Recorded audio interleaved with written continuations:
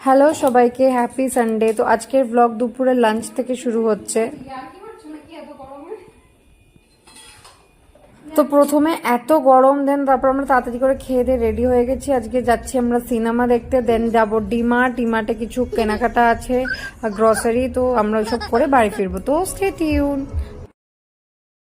তো খেয়ে উঠেই যেহেতু স্নান করে বেরিয়ে গেছি, আর পুরো চুল ভেজা, তো বাধ্য হয়ে চুল এরকম খুলেই যেতে হয়েছে। জানি একটু অকওয়ার্ড লাগছে দেখতে, বাট কিছু করার নেই, আমাকে এভাবেই যেতে হচ্ছে। আর এদিকে আদির তুরবুরানির তো শেষ নেই।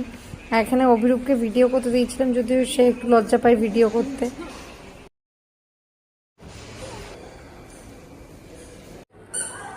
তো আদি এখানে খুবই এক্সাইটেড এবং সে একা একাই দৌড়ে চলে গেছে, আর অভিরূপ ওকে ধরতে পেছনে দৌড়াচ্ছে আর বলছে তাড়াতাড়ি চলো, মুভি শুরু হয়ে গেছে। এখানে আমি ওকে জিজ্ঞাসা করছি কোথায় সিট। হ্যাঁ, উপরে সিট 13, 14, 15 ওগুলো দেখলাম 450 টাকা। দরকার ছিল? ভালো তো বেশ সিনেমাটা, এন্ট্রিটা খারাপ।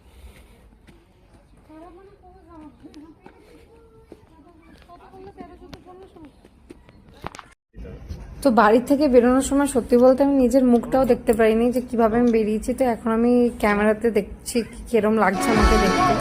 তো শুরু হয়ে গেছে আমাদের মুভি। সানডে বলে ডিমার্টে এত ভিড়, ওই জন্য কিছু ভিডিও করতে পারিনি। আর এখানে একটু ফুলের দোকানে ছিলাম, কিছু কাজ ছিল। দেন